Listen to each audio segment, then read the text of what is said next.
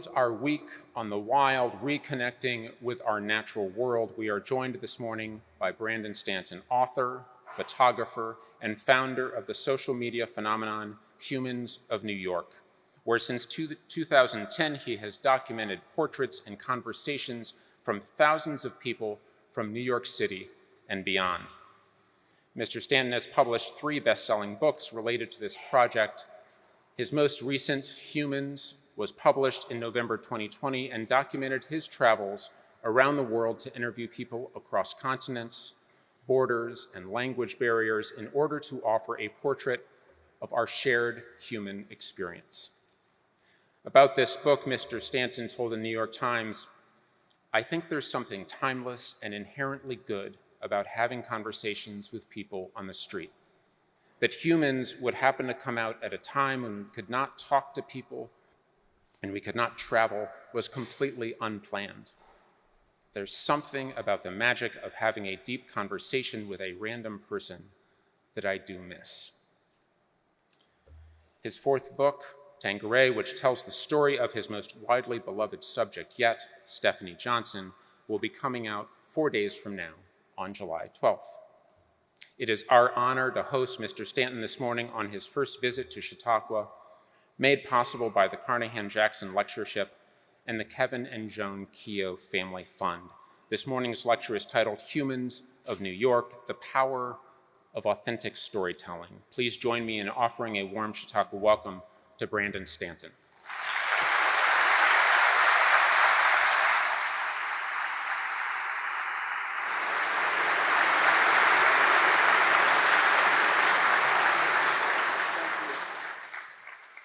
How is everyone? This is a neat place. I didn't even really know some place like this existed. I got here yesterday and I spent some time walking around and just kind of feeling the community and just trying to figure out what it was, really. I didn't. It's like a town called Institution. That's kind of interesting, right?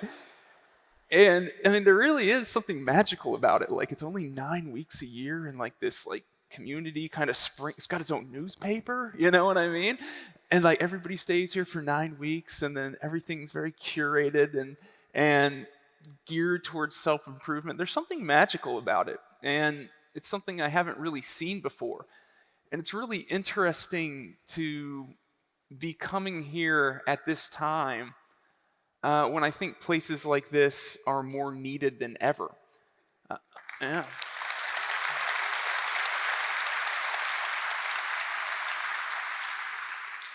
I was talking with Matt backstage, and naturally, the greatest challenge of any place that's foundational philosophy is bringing people together, as a community, is that the entire trend of society is everybody connecting alone, like in a room. And you're naturally fighting that trend whenever you're trying to bring people together to have face-to-face conversations in community. But I told him I don't think, there's anything more important to stick your flag in the sand and defend the beachhead than something like this, where people gather together. There's something really magical about it. And you can definitely applaud that, because it's worth applauding. And it dovetails, very closely with my work. And you don't need to feel the need, if the text is too small, you don't need to read that story. I can explain exactly what it is, but it's meant to more demonstrate my work. What I do is I am an artist, where over the past 12 years, I've fallen into a very interesting profession where I stop random people. I've stopped about 10,000 random people, mainly in New York City, but also all over the world. And in a very short amount of time, I will do an interview with that person, whether it's on Fifth Avenue or the Democratic Republic of Congo, all the way around the world. I will stop random people and I will learn about their lives. I'll do about a 45-minute to an hour interview with them, and I will write their life into the form of a story, and I will share that every night with my audience. which has grown to be about 20 million people on social media. Yeah, so interestingly, while I stand up here and I complain about the disconnecting, another thing me and you were talking about backstage, it's a devil's bargain because, I can sit up here and talk about the importance of being face-to-face. At the same time, the way that my work has been able to have such a transformational impact and reach millions and millions and millions of people all over the world is through this technology. So nothing is ever inherently good or evil. It's how it gets used. And so the way that I use it is to try to recreate very real conversations and real moments of connection that I have with people. And having done that 10,000 times, I've gotten very good at telling the stories of other people. It's sometimes hard to know where exactly to start the story of Humans of New York. I'll start it with the first picture that I ever took. One thing that's very interesting, here we are, I'm 38 now, and my photography, reaches millions and millions and millions of people. I didn't take my first photograph till I was the age of 26. And I was working as a bond trader in Chicago, and things were not going well at all. This is 2008. I know it's... I mean, things weren't going well. I was fresh out of college. Things went well for a few months, and I had a real scenic route through college. I'd flunked out of college, recreational activities we won't talk about. I had gone through a period where I felt really bad about myself, and that was when social media was just getting started.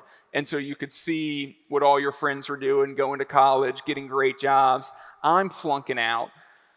Went to live with my grandparents, was a host at Applebee's, started riding a bus, going to community college, getting my grades up, and I went back to school, got straight A's. Things were finally getting back on track for me. And then I got this prestigious job in Chicago that my friend went to Northwestern, he went to an Ivy League, and he got me the job. I didn't think I was a history major.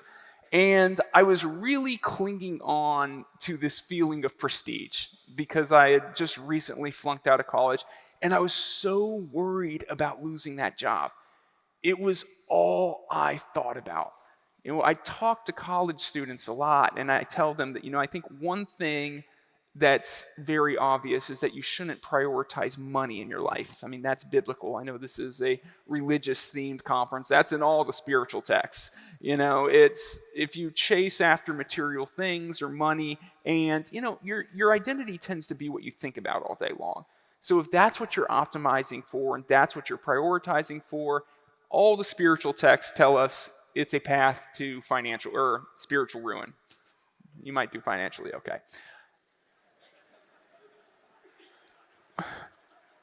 What I tell college students is there's something that's a lot more subtle that, I think people optimize for in a way that brings them away from the present moment and genuine interaction, and that's prestige. That's this feeling of importance, how we look in other people's eyes. And at this time in my life, after I'd flunked out of college, after I'd felt so horrible about myself, and now I had this job, that's what I was clinging to so tightly, is this feeling of finally doing well, finally being a success. And all I thought about was that job. I was obsessed with it, trying to do well, wanting to do well. I say that I could have been at the front row of the concert of my favorite band on Saturday, and I would just be thinking, what are markets going to do Monday morning? How am I going to turn this around? Especially when things started going bad, I was thinking about it even more. It completely became my identity. And I actually got a camera. The entire reason I got a camera was to create, remember I said you are what you think about all day long. You know what I mean? You can call yourself a family man, but if you think about your job all the time, you're a businessman. That's what you are. It's like you naturally are where you put your energy and your time and your thoughts. And I was thinking about markets all day long, and that became my identity. And when things were going well, I felt great about myself, like an important, fruitful human being. And when things were going poorly, I felt horrible about myself. And I knew I needed something to kind of create this pocket in my mind where I wasn't thinking about that, so that when things weren't going well, which they weren't, I could still have this sense of self and this sense of identity. And that's the whole reason I bought a camera. And you can now understand why the first picture I took, I was trying to capture this moment of my life. I didn't know what I was going to photograph. Oh, I'm going to take an artistic self-portrait to capture this moment of my life. Then I started going downtown in Chicago. I was living in Chicago at the time. I started to go downtown on weekends, and I would just take pictures of anything that interested me, anything that I found beautiful. And it was such a different experience than, coming back to connection, coming back to living in the moment.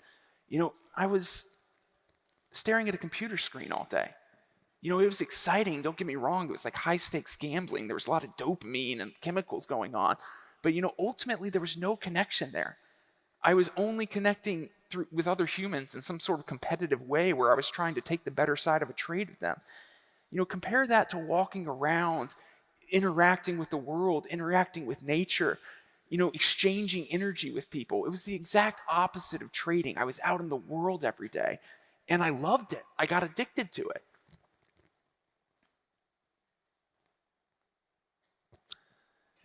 Then one day I was in the subway, and at this point I was kind of obsessively just photographing everything. No training, no experience.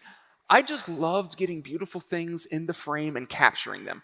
And then walking, this is pretty much how I built my career. Like, I still don't know a ton about photography. I just walk miles every day and just look for things that I think are beautiful and kind of get them in the frame. And that's what I was doing. One day I was on the subway in Chicago, and I saw this scene. And it was a beautiful scene. These two kids did not know each other, and they were looking up, and they had kind of the exact same expression of wonder. And I thought it was such a beautiful little portrait of childhood, just because they had never spoken before, they didn't know each other. You can see the moms are kind of sharing a little moment. And they're both caught in the same sense of wonder, and I wanted that photograph so much. And this is kind of when we get to the theme of connection.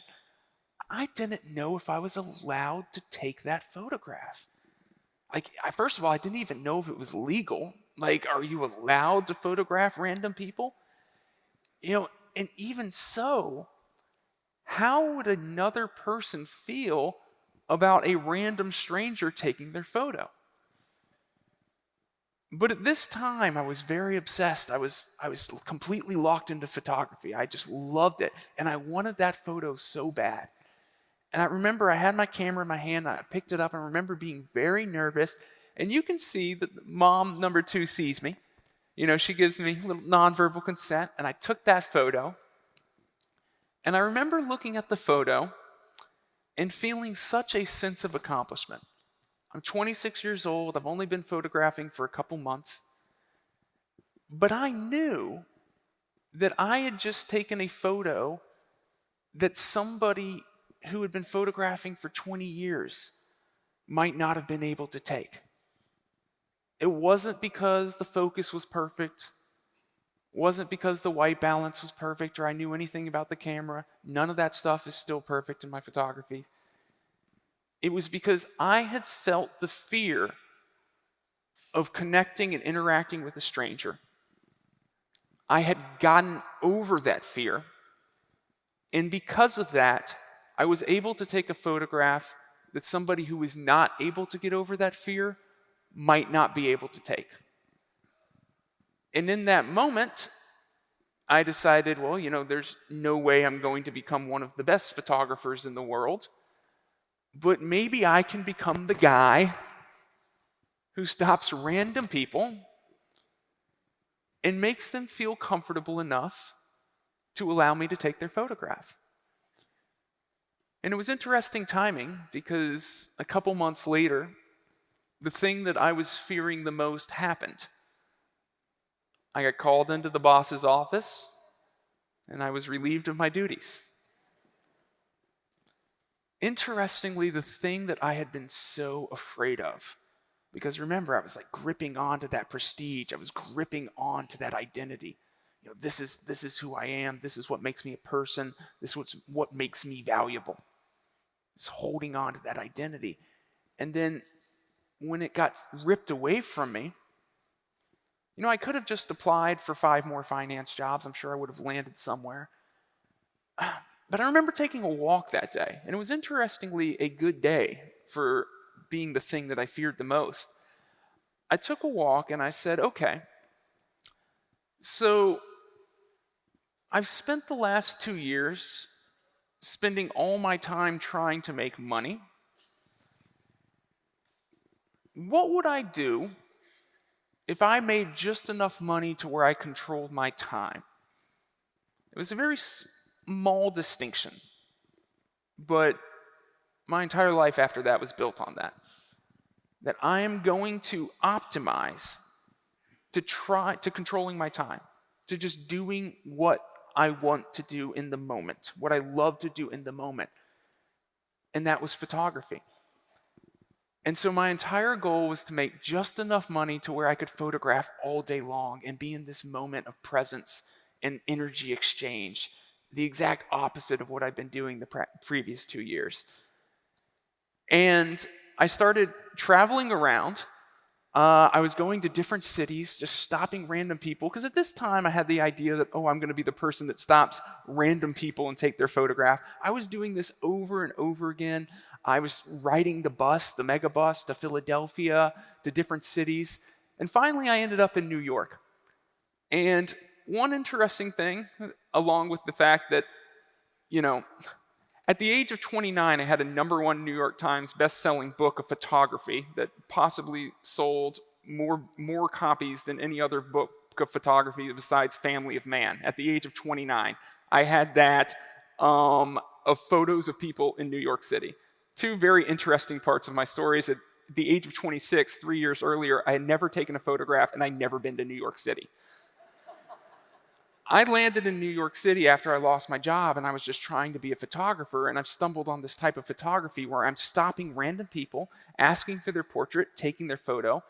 And I remember pulling out of the Lincoln Tunnel and just seeing all of these people. It was like rush hour, like I couldn't even see the sidewalk. And I thought, this is exactly the place to do this. You don't need a car. I didn't have a car. My 98 Nissan Maxima, the engine had fallen out on, I-90 or whatever in Chicago. So I didn't have a car. And so I decided, okay, my first idea was I'm going to move to New York City. I'm going to stop 10,000 random people on the streets of New York, and I'm going to take their photographs, and I'm going to plot them on a map. That was my idea of how I was going to be a photographer. Social media didn't even exist. The Facebook was there, but all you could do was talk with your friends. You couldn't really publish things with other people. So my idea was I was going to photograph 10,000 people. I didn't know what was going to happen after that. It was a bad idea looking back. I was just going to spend years on this giant, quest, and then maybe somebody would write an article about it. I don't know. I didn't really know what I was doing. But I was having fun. Look at the faces on those 2.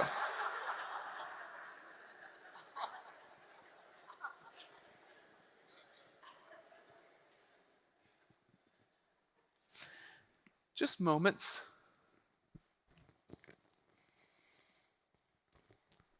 Again, just interacting with the world. I would later become known for stopping people and doing these deep interviews with them, but, this was just moments back then.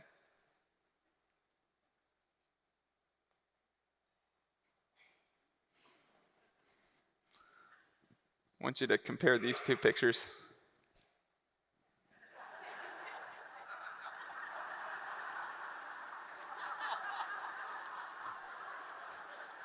I mean, every time you go back and forth, you just notice how exactly the same they are.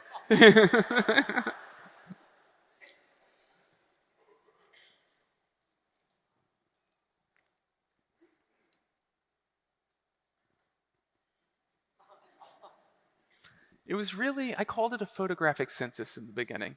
And that's really what it was. It was all about breadth. I probably have walked 10,000 miles in New York City. I've been to every single neighborhood. I was out there every single day. Again, because like the whole purpose was just to be out there doing it. That's why I was taking all this risk. That's why I went to New York City I was sleeping in a sublease in Bedford-Stuyvesant, Brooklyn with a mattress on the floor.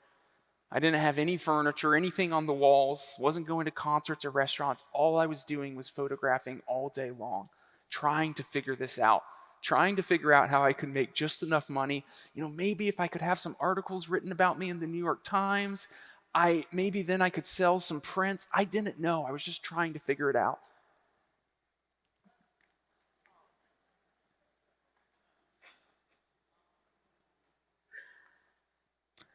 And then one day I met this woman. I've been doing it for a few months at this time. I'm taking thousands and thousands of photos.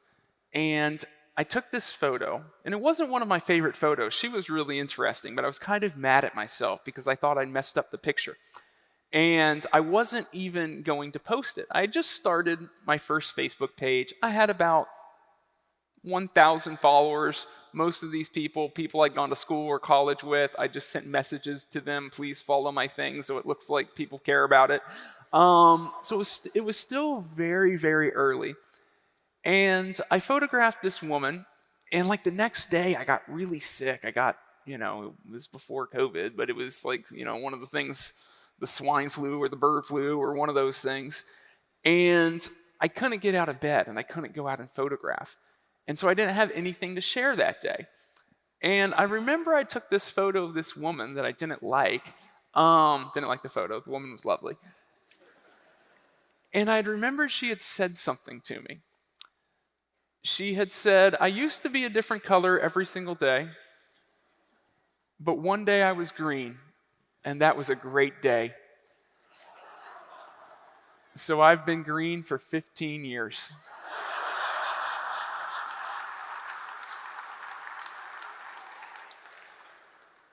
And I said, well, the photo's not great, but I'll just put that little quote on there and see what happens. And I put the little quote as a caption of the photo, and it was the most engaged with photo on social media I'd ever posted, which probably had less likes than a lot of the pictures you put up of your kids and your grandkids. Like, it had like 67 likes. It was like nothing. But it was a lot for me and what I was trying to do. And I thought about it, and it made sense. Because you remember that moment in the subway when I kind of decided, well, I'm not going to be the best photographer in the world, but maybe if I approach enough people, I will get good enough for making people comfortable in a small amount of time, where I can become the best in the world at stopping random people and taking their photos. Here we are a few months later, 6 to 9 months later. I've done this thousands and thousands and thousands and thousands of times. I went from almost everybody saying no to about half people saying no. And didn't it make sense?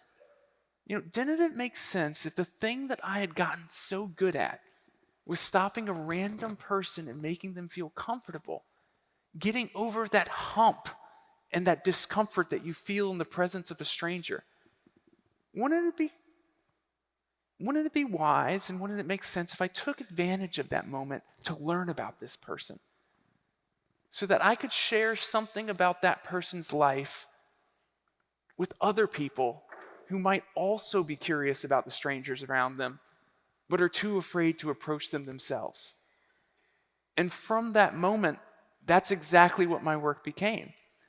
And at the beginning, where it started, that I didn't even know if people would allow me to take their photographs. When I started asking people questions, now I will walk up to somebody on the Fifth Avenue with the expectation that even though they have no idea who I am, within 45 minutes or an hour, we will be talking about things they've never talked about with anybody. That's where the work's gone. But back then, I didn't know. I was so nervous about asking people any questions. I would just write down the first thing that they said to me. This guy said, people call themselves animal lovers, then let their dogs chase the squirrels. You're scaring the shit out of the squirrels, you schmuck.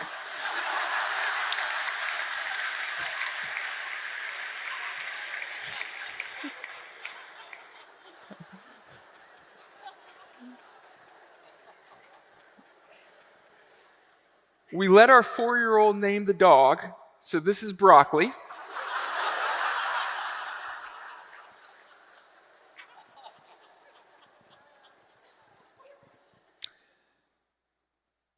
Then something happened. Instead of just writing down, and I'll read this to you in a bit if you can't read it because the font's too small. Instead of just writing down the first thing that somebody said to me, I started spending time and asking more probing questions like, what is the saddest moment of your life? What was the happiest moment of your life? How did your life turn out differently than you expected it to? And you know what I found? That opposite from what I was afraid, that people would be revolted and concerned and afraid of a stranger asking them questions.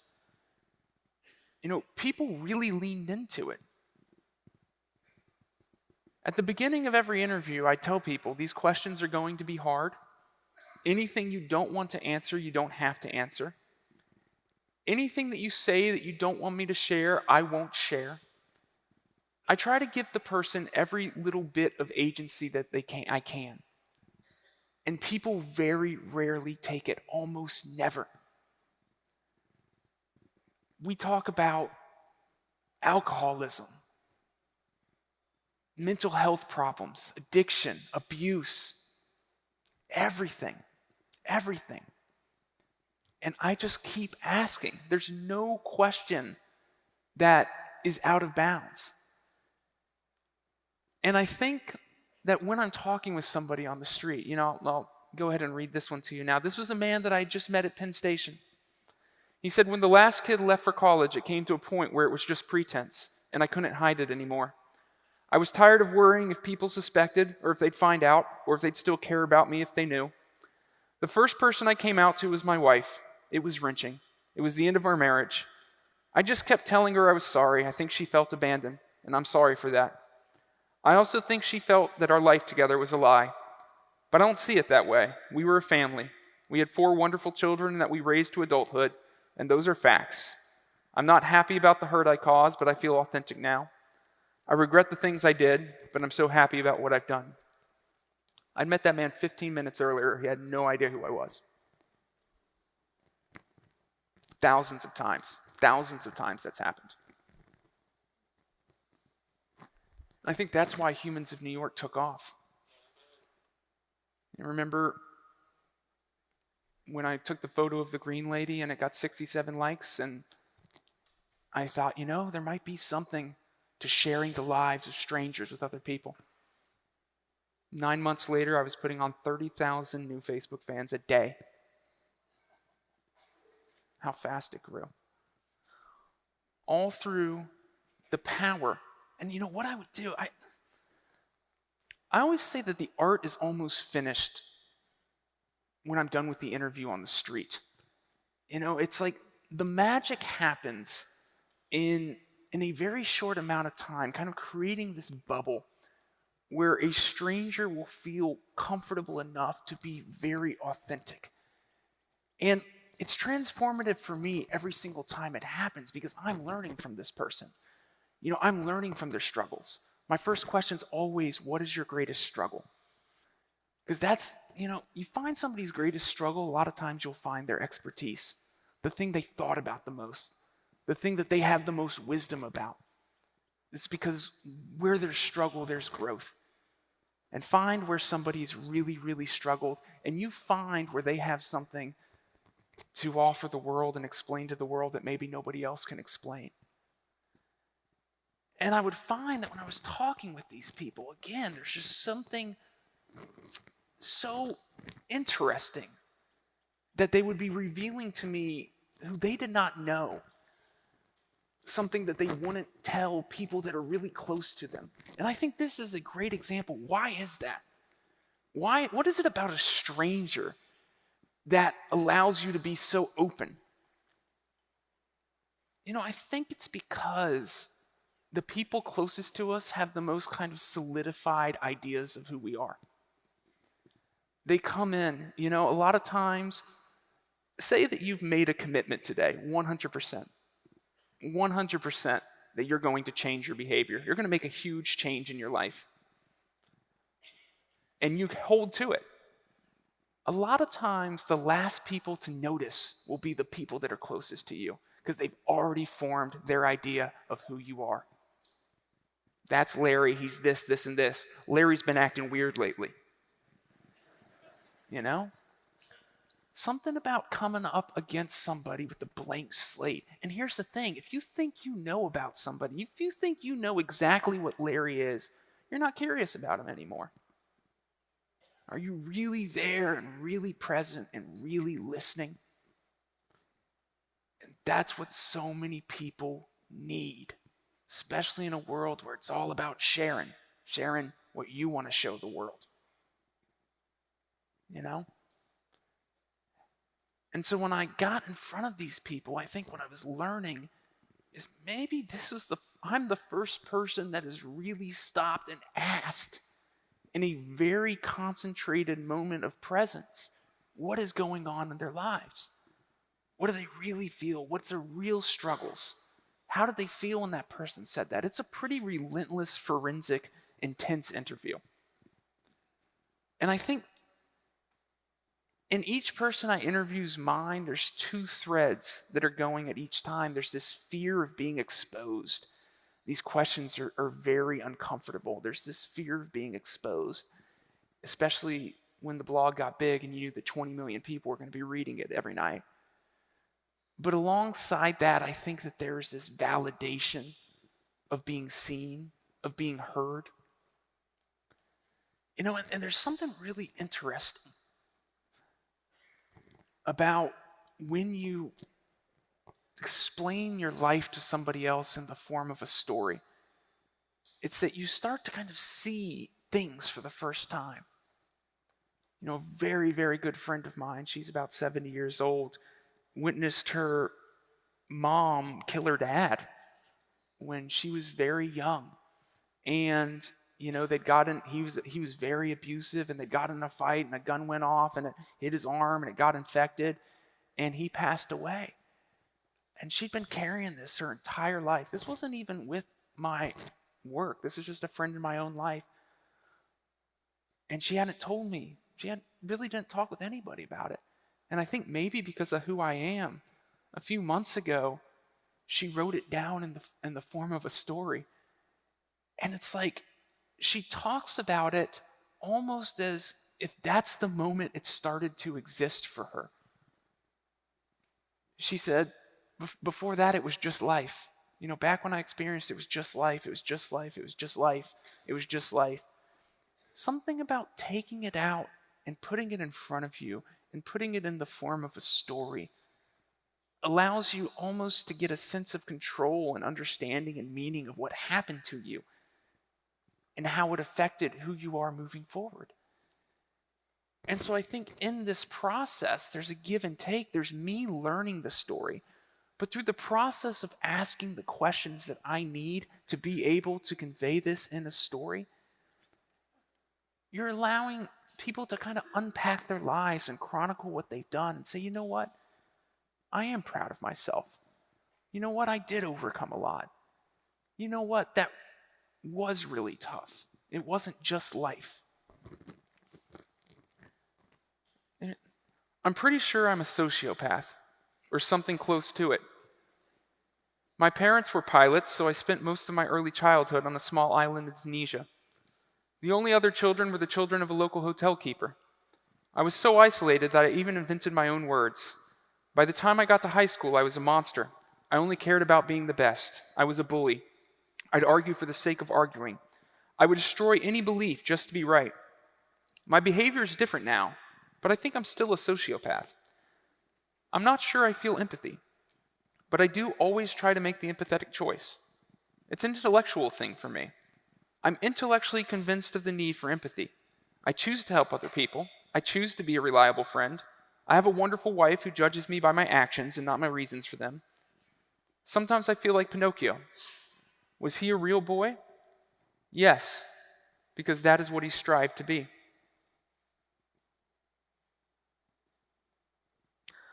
I don't know why my mother hated me. She had a sickness that you could not see. But she convinced me that I was sick and that everything was because of me and that I'm a monster. She criticized everything, my way of eating, my way of speaking, my way of dressing. Anything that brought me joy, she would deny me. If I defended myself, she would hit me. I was terrified of lunch and dinner because that's when I had to face her. I spent my entire childhood alone. I just played with my cats in the garden or sat on the floor of the bedroom. I tried so hard to leave my body because I didn't want to be on earth, and that's when the spirits and fairies would come to me. Even Mother Mary came to me. I was never afraid of them. They'd comfort me. I remember being 7 years old, sitting alone beneath a tree, talking to fairies. Another little girl walked up and asked what game I was playing. That's when I realized nobody else could see what I was seeing, and it's been a very lonely existence since then. I don't know if I was the first person that she had told that to, but there's been a lot of people that I was the first person that they told something like that to. And it's very powerful. And it's done, under the framework of creating art and creating a story. But the magic happens on the street. The magic's in the interaction. The magic's in the conversation. My ability and popularity as an artist has been in my ability to recreate that moment, recreate what I was going through. And when I discovered that I'd gotten very skilled at that, I started focusing on certain populations. I spent 2 weeks on the pediatric cancer ward of Memorial Sloan Kettering Hospital, not only interviewing the families of the children and the children themselves, but also the nurses and the doctors who show up every day and try to create good in an environment that's one of the most tragic things that nature has to offer, which is childhood illness, one of the most tragic and unexplainable things. So it was very interesting to me to really learn how people were creating life and light and meaning. And talk about meaning. Imagine being a mother of a 9-year-old who's dying of brain cancer. His name's Gabe, and a very, very rare type of brain cancer. And she sat there and with me for hours and explained exactly what it was like that she was going through. She told me her story. And in sharing the story, gave comfort to many, many people around the world who are going through similar situations. Comfort and connection. Another example of a story taking something meaningless, something that is so hard to find meaning in, and creating meaning in it by putting it in a form that can reach out and connect with other people. So a story doesn't just document things, it can transform things. I went to 7 different federal penitentiaries during the Obama administration and did a series on the inmates there. Went across Europe during the Syrian refugee crisis, interviewed over 100 refugees. 40 different countries around the world, all done through translators, interpreters. Every time I met my interpreter in the lobby, they would say, "Brandon, I'm a big follower of your work. I've seen what you've done. Just to let you know, it's not going to work here." People are different. People don't talk about their problems. People fear strangers. Our culture's different. Our history's different. Our religion's different. Every time it worked. In fact, New York's about the hardest place. And it's interesting, too. It's like when I'm working through an interpreter, it's like it's all through energy and kind of feeling. It's like I know when the conversations, because whenever there's an interaction with a stranger, it's always stilted in the beginning. And then you kind of flow into this moment of presence and comfort with each other if you stop and listen. And you can feel that in the interview. So there'd always be a delay when I'd be waiting for my interpreter to tell me what the person was saying. But I could always tell when we were getting somewhere. Because truth, especially when it's being expressed for the first time, comes out very slowly and calmly and thoughtfully and authentically. And so you could feel the moment in each interview, even with an interpreter, when it got to the place where it was working. And yes, it does work here as well. I did some of my favorite work in Pakistan. This was not too long, after the Obama had gotten bin Laden, so tensions were still high. This is Iran.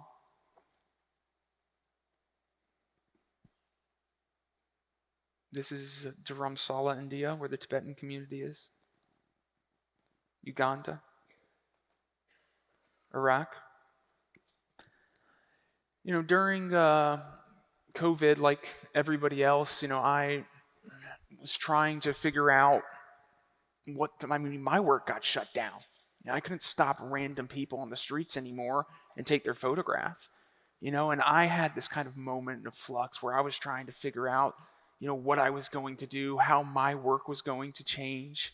And then I had a health scare of my own, where for a short period I thought that I wasn't going to be able to work very much longer. And, I was reflecting on, where it started, and it started all about kind of just looking for a way to support myself. The funny thing is that like the ability to reach 20 million people didn't even exist when I started. And here I am a few years later, possibly the most followed photographer in the world, and I'm trying to figure out what that means and what responsibilities are inherent in that.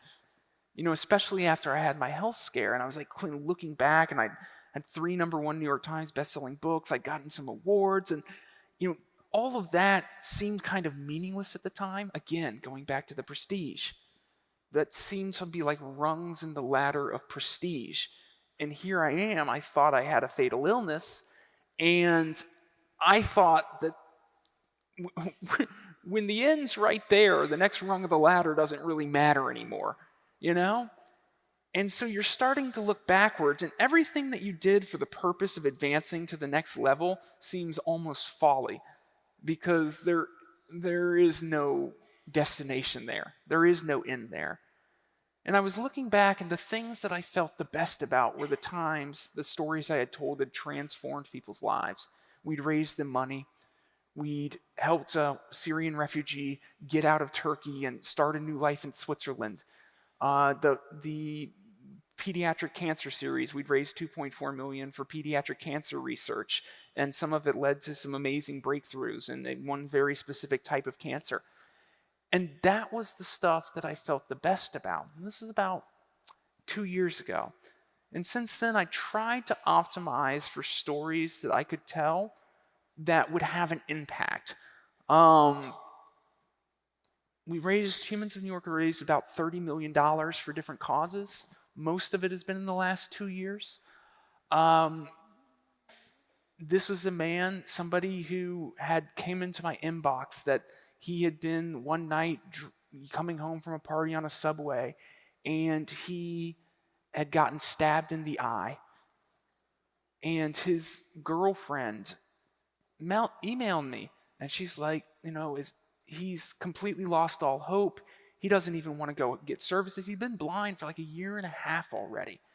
And can you please tell his story? And so I went and interviewed him. That was one of the most, that was a very spiritual moment for me. Because this guy had just been sitting alone in his room for like 1.5 years. And suddenly I came to tell his story. And it was like the world bursting through his front doorstep. He had tried to hide away from the world. And here he is giving a microphone to tell 20 million people. And I had to read the story to him, because I always have to have somebody sign off on their story, because I want this to be like a collaboration. And he couldn't read it, so I had to read it to him. I'd never done that before. I normally just I email it to them. And, reading this man's story to him, it was 7 different chapters. It wasn't a short one, it was a long one. I told it in 7 different chapters. And just that moment of communion, he's just been in the dark for so long. And yeah, we raised $700,000 so he can get services now. But by far, the biggest transformative impact it had on his life was connection. 20 million people read his story and supported him and lifted him up and told him, "We see you." It completely transformed his life. He was telling, I was hoping it was,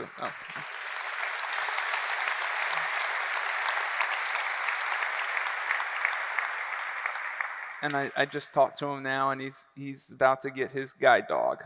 So he's getting back out in the world again. This is Esther. Esther, raised, she was an illegal immigrant, and she raised 3 kids that all went to Ivy League schools. So her story was really wonderful.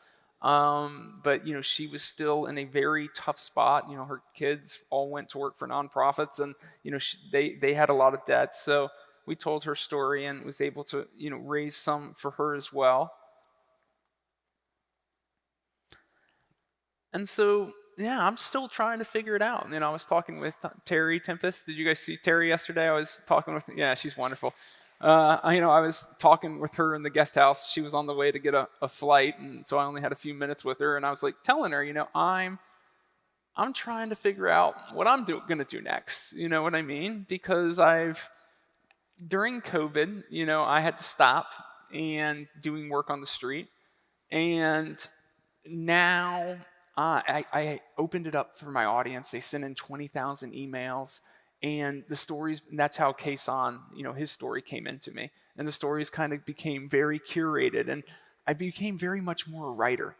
Like, most of my stories now, I don't have examples of these, are like 15 chapters long. I think I'm the only person telling 10,000 word stories on Instagram. You read it, and people read them. I told a 33 chapter, my next book, Tangeray. It was a 33 chapter story I told on Instagram over the course of a week, and millions of people read it, first word to last word. It's absolutely social media malpractice to try to put something that long on social media, but it worked. And so I've really been digging into that lately, these longer form stories. I've become much more of a writer, trying to figure out, how to unspool these stories, how to build character, how to create arc. But the one thing that's missing is the moments on the street. And Terry said, "Well, what does your heart tell you?" And I said, "I don't know, because as an artist, I get the most satisfaction when I solve the hardest puzzle, which is writing these very long stories, 40 drafts, making everything, this is why that didn't work, because I need to go back here and change this, and getting it perfect and releasing it and bringing so many people on that journey where everybody's kind of having that moment of resolution and catharsis all at the same time. It's beautiful, and I love doing that. But in the moment, being out on the street and having all those conversations with strangers, it was such a beautiful addition to my life, because remember that the art was done when the conversation was finished. Like, that's where the real beauty is. So, I'm trying to figure it out, just like Chautauqua Institution's trying to figure it out. Everybody is trying to figure out what's next. And I think, this pandemic for all of us has made us think about what human interaction means to us. And it was an interesting time to take a pause. It was an interesting time to take a pause because the world was hurtling and continues to hurtle towards a world where there's very little of it. It's like some sort of proxy for interaction, but it's not right. It's all about, it's points, getting points. Look at this vacation. Look at how beautiful my family is. My life is this. It's about bragging, elevating, competing, getting points, getting attention. It's inherently separating. It's very inherently separating when you say, look how great my life is. Look how it makes people feel less than, disconnected, separated. It's sitting on the ground and listening to somebody talk about their problems. That's how people connect, through their struggles. And I think that's why Humans of New York was able to become what it was, because on a social media feed of nothing but bragging, look at all of these beautiful things in my life, you would have somebody sitting there and being really honest about things that they were struggling with. And I have one thing I did in 2016, that I had a camera guy follow me thousands and thousands of miles. So some of this I was able to film. So it's 11:39. I'll play one of them, and just so you can get an idea of kind of what the vibe and the energy is like in these conversations. And then you can just multiply that by 10,000 in every country around the world to imagine this roller coaster that I've been on.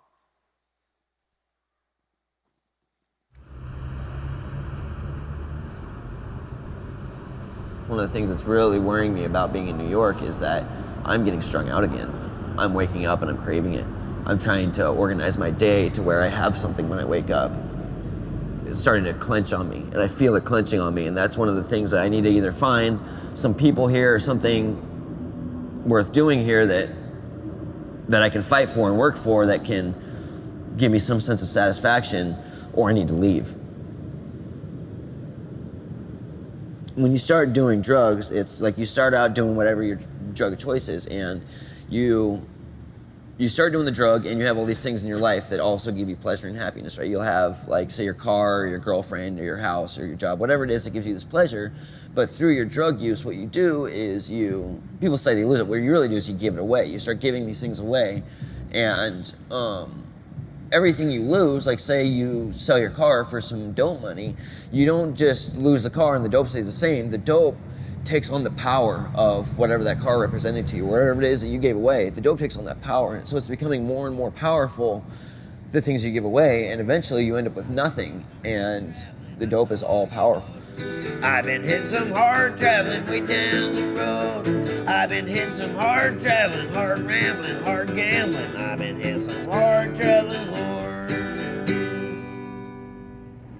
My ma has been the only one who's been there for me my entire life. That woman has tried so hard to put me in a position to fulfill my own dreams. She hasn't ever tried to force her idea what she thinks I should be on me, but she's tried to help me find myself. And every time I don't, every time I fail, I feel very guilty and very ashamed because it's making her effort not worth it. Or maybe not worth it, but it's making her effort unfulfilled, and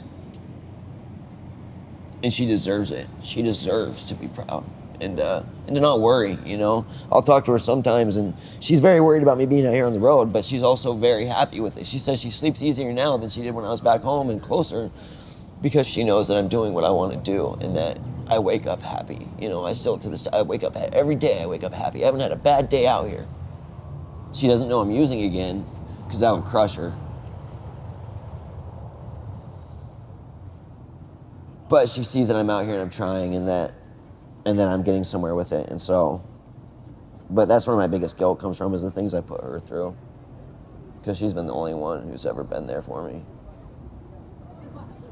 when it wasn't easy. It's easy to love people when they're nice and happy and everything's going well. It's very hard to love somebody when they're ugly, and dirty, and when they fail you. And she's always been there when I failed her. And I've done nothing but fail her.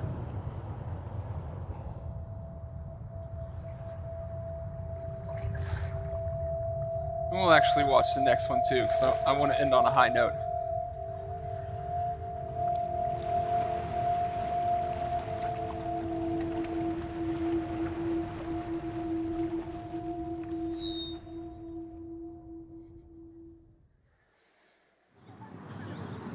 Well, it's been a while.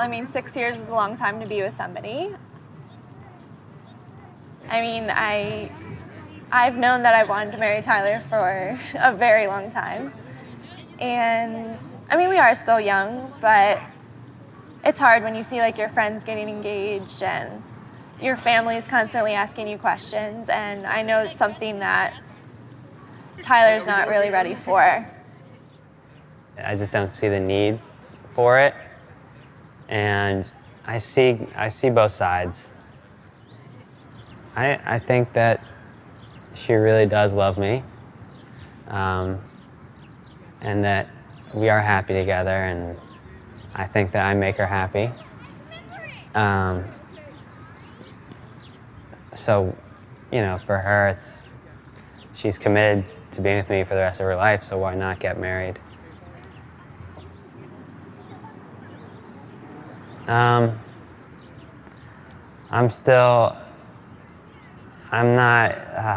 Marriage seems like such a big commitment, and I don't want to be the person that, I want to make sure I'm ready. I definitely owe it to her. And I feel like there's a lot of pressure, that it's sooner rather than later. It's like I understand why he is hesitant, and I don't know, it's difficult because like I can see it from his perspective, but it's also for me like an internal battle because, I know I want to be with him, and I just don't understand like, why it can't be sooner rather than later. It was kind of a rough start when we first moved in together, just like, I don't know, like I feel like we would let like little things build up and not really tell the other person. Oh my God.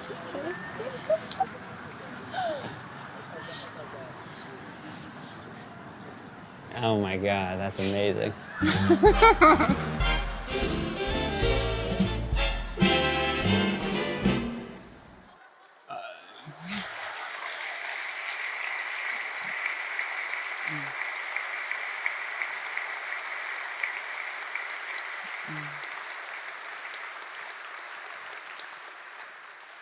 Thank you so much. That is the end of my lecture portion. It was so great to come here and connect with you guys and this place that is designed for connecting. So thank you so much for having me. I'm very honored to have participated.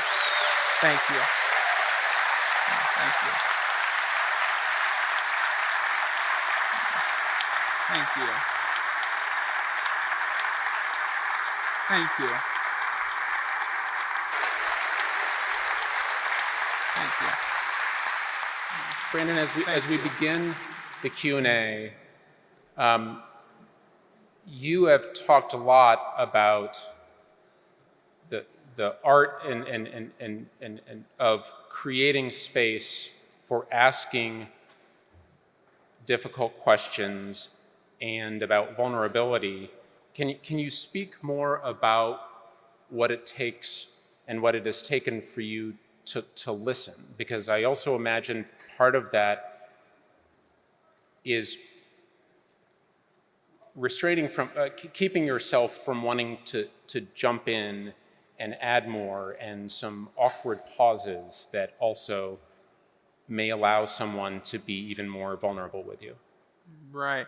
Well, I think one of the huge tools that I have in my belt is the reason for being there. The whole process of writing the story. It's not about me. Any information that I have to give doesn't help me when I'm writing the story. So it's very much, my mind is focused when I'm sitting there interviewing with somebody, and I've done it like so many times now. I take notes. I don't record. I write down, I transcribe everything they say so that I can see it in front of me.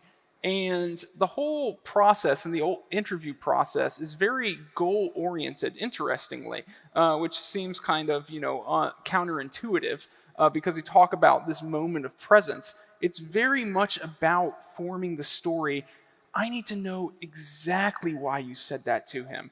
This doesn't really make sense. You said that you felt this way, but you behaved this way. Can you describe this discrepancy? And through me being a proxy for the audience, me needing to understand exactly what happened so that I can tell it to an audience, I force the person to kind of confront their own contradictions and really examine it, take it out and examine it for themselves. So it's the actual process of getting the story that kind of, there's something magical in that. It mimics therapy in a way. just because even though my purpose is not to have, my goal is not for this person to have a realization or moment of growth by taking out their story, organizing it, questioning it, and then presenting it. The process of doing that has that byproduct. But for me, I'm always focusing on telling the story. So we have some great process questions for you here. At what point in your interaction with a random human do you take the picture? In other words, do you lead with the ask for the picture or the ask for the interview? So I always start out with a full body shot, just to kind of break the ice. So the first thing I will do is I will take the photo. Then I will sit next to the person and I will say, I might photograph you while you're talking and while you're thinking. I apologize, it's the most awkward part. And so I think that's one thing that kind of made the photography in Humans of New York stand out, is that it was very much in the moment. I find that it's a much more compelling photograph if it's taken while the person is in the interview, because there's a wide range of emotions in the interview as well. So I will always take a full body shot first, just to kind of get into the process. Normally the one that I use and I choose to share on the blog will be mid-conversation. This person writes, New York is an incredibly diverse city. How do you navigate building a connection and trust with people who are very different from you, both visually and by life experience? Yeah, again, it doesn't, because the things that I'm asking about are the things that aren't different about us. You know what I mean? The things that separate us are our opinions and beliefs. Those are the things that separate us. The things that unite us are our relationships, our experiences, our emotions. These are the things that are kind of most universal, and the things that make a story. That's what a story is. You're basically following your protagonist and experiencing the world, experiencing it as they experienced it. It's not a monologue about Trump or a monologue about this or religion or this or that or this or that. And so normally when I'm interviewing somebody, I'm asking about their lived experience. I'm asking what was important to them, about the emotional moments of their life. And there's something inherently uniting about that. Again, going back to just kind of a constant theme, it's our beliefs and opinions that separate us, and it's our struggles and emotions that we share. As we close this week on the wild, can you talk about the importance of shared public spaces in fostering our connection, especially the joy of impromptu connection to each other and to surroundings, whether it's the woods or the park or a city street? Right. Yeah, I mean, it's definitely what my work has always depended on. I've done most of, the place that I always go first is parks normally. Or if I'm feeling lazy on a day, I'll go to Central Park. Because it's much easier to interview somebody who's already lounging underneath a tree than trying to stop them on the way to a meeting to Fifth Avenue. It can be done, don't get me wrong, but it's always much easier. So yes, those shared spaces have definitely fostered my work, and I imagine have fostered numerous interactions that aren't being documented or transcribed for posterity. But the first place that I, always go whenever I get to a new city is the park. So they have been important to me. Do you ever share any of yourself or your story with your subjects? I find I don't think it's good. And if I do, I regret it. Most popular thing I ever posted, I don't even like talking about it here. The biggest thing I posted back way early in the Republican primaries, like way early, before Trump was the front runner. I posted like an open letter to Trump before open letters to Trump were a thing about how this is very bad. This is for X, Y, and Z, blah, blah, blah, blah. And it went into like 200 million news feeds on Facebook. It was like the most shared post in Facebook history. Again, it seems kind of commonplace now, but it was before anybody was really commenting on it. And it was interesting because I was on Katie Couric the next day. Like all this attention was brought to me because of it. Again, most shared posts in Facebook history. But I remember feeling very kind of uneasy about it. Why? Remember, what is it that separates us? Our beliefs and our opinions. What is it that unites us and brings us together? Our shared struggles and our shared emotional experiences and the shared way which we experience the relationships of brotherhood, of family, of child, of parenting. Those are the things. That's kind of the connective tissue. So I kind of broke my own rule there a little bit. And I've just found the work it's interesting. One thing that I'm very proud of is I might be the only person with 20 million social media followers that has never posted a picture of themselves. When I'm selling a book, I will have to use my own voice just to sell the book, to make a living. But that's very, very, very rare. My publishers would probably wish that I did more of those posts. It's kind of as a artistic ethos. I find the more invisible I am, the better it is. This person writes, I am a stranger on the street. What is your lead-in statement, and what do you say to me to make me feel safe? Hi, excuse me. I was just wondering if there's any way I could take your photograph. And I get my phone out right away. I run a website called Humans of New York, and what I do is I've stopped thousands of people around New York City, and I just learn about a little bit about everybody I photograph. I'm scrolling through so they can see it at that time. So I was just wondering if there's any way that I could take your photo and ask you a few questions. That's it. I found it's not about what you say. When I first started, I was experimenting with all different kinds of things. I remember I went back and forth so many times between calling it a portrait and calling it a photograph, just trying to experience which one was less intimidating and more people would say yes. What I realized going on is that more people were saying yes despite what I said. And it wasn't because I was saying the right thing. It's because I'd gotten a lot more comfortable.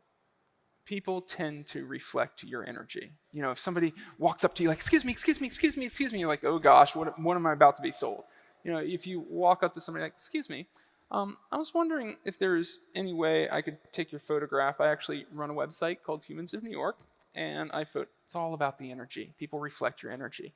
And that carries into the conversation, that after they have said yes, having done it so many times where I could be calm and present and very interested, not with a list of questions. See, this is where I've seen what makes my work different when journalists follow me around. It's because I don't have a list of questions. And so when I'm sitting with somebody, it's very much the energy of a conversation. And there's something very powerful and unlocking about that. And then when I finish with my interview, the journalist will come up and they'll be like, excuse me, what was it like to be interviewed by Mr. Stanton? It's like a list of questions. It's a schemata. It's a framework. It takes you out of the present moment. And so that's where all the power is being able to be comfortable and in the moment and the presence of a complete stranger. And that had to be earned just by doing it 10,000 times. Do you ever get fatigued of telling such emotional and deep stories? Yes. It's especially when I would do like the refugee series or the pediatric cancer series. There's always a breaking point where it would I'd hit a wall. In general, I get asked about compassion fatigue a lot. One thing that I think that helps that is I feel like compassion fatigue comes from when you're in a situation that's horrible and you're just giving and you're giving and you're giving and you're giving and you're feeling like it's not making a difference. One thing that I've been blessed with is that I think for almost everybody, the power of the experience of telling their story, because the Humans of New York community is that's one of the marvels of the internet. Nicest comment section on the internet. Everybody's very supportive. I have a reason for that. It self-selects because mean people get bored. It's like the common denominator for everybody who sticks around and reads these stories are people that care about other people. So it's a very, very, very supportive community. And so the experience of telling your pain, like something you were very, very, very scared. I've got a subject now in my next story. He's revealing something that he's been keeping secret his entire life. In case he changes his mind before publish, I won't tell you what that is. And he's terrified. He can't sleep. I know that on the other side of the gauntlet, there's going to be a very powerful feeling of catharsis and relief because he'll have shared it with 20 million people and they'll have supported him and they won't judge him for it. And it will have healed that part of him. You know, same thing with abuse, same things with all of these dirty secrets that people think are so shameful that they're carrying around. The process of sharing it with millions of people and being elevated and lifted up and supported and forgiven and not judged is something very healing. So the ability to actually be able to impact and do something, I think, is a shield from compassion fatigue because I feel like I am able to make a difference. There's a lot of questions here around social media, and what I wanted to get to, there are apps and platforms out there that literally allow you to connect with random people. But I also imagine, from what you've shared today, that there is something that is required about truly being present with someone in a space together. Is some of that, do you think, possible online, or does it require the physical presence with one? I mean, there's something definitely, it's something I'm wrestling with right now because during the pandemic, I was doing interviews over Zoom. And it was actually kind of a golden era for Humans of New York because I switched from random stories of people on the street to opening it up for submission. And I had 20,000 stories in my inbox. Same process. I would call them over Zoom. I would interview them. And we would go through the exact same process. But because the randomness was taken out of it, every single story was extremely captivating. So even though it was over Zoom and all I did was put FaceTime screenshots of people, it was actually one of the most popular 2 years of Humans of New York's existence, which is really saying something. But yes, after it ended and I was back out on the street and back in the presence of somebody, it's hard to describe, but there is something almost for me, I was feeling it like there's something so fulfilling and enriching for me to be there communing with somebody, in their presence. So I definitely think there will be something permanently lost if everything goes digital. And that's why part of me thinks that it's not going to be permanently lost, which is why I told you, somewhere like this, putting the flag in the sand and saying, oh yeah, we know that the trend is going the other way. Instead of trying to be half digital, half this, just putting a beachhead and saying like, no, it's about human interaction. I feel like society is going to come back to it. I think that eventually it's going to get so starved for human interaction that the places where people come together are going to be given a large amount of weight. I'm waiting for that to happen, but I definitely think it's going to.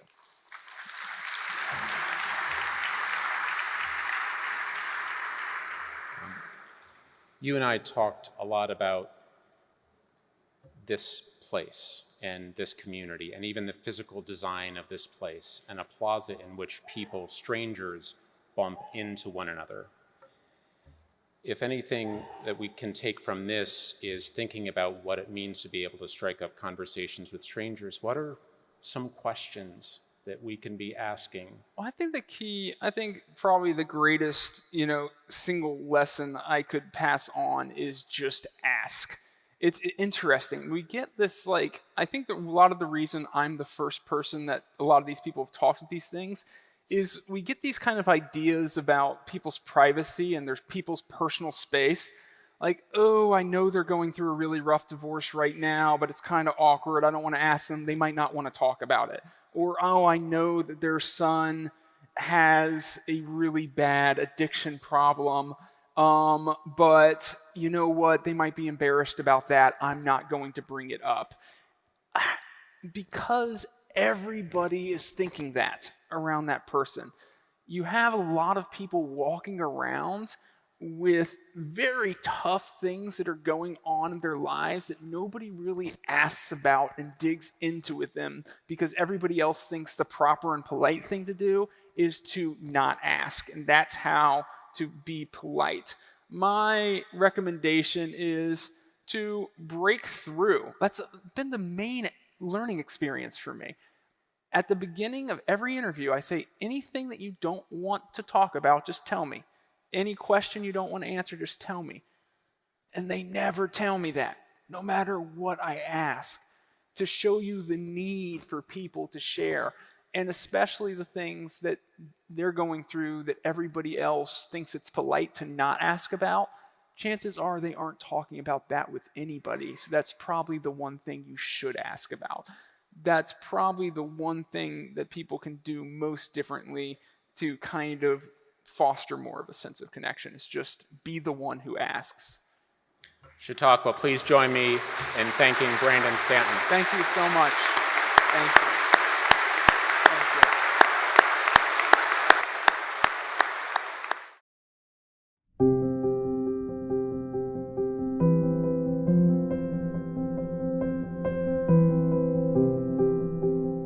CHQ Assembly is made possible through the collaboration and innovation of Chautauqua Institution's full-time and part-time staff, seasonal staff, and many volunteers, as well as participants like you, whose engagement, gifts, and subscriptions sustain our mission.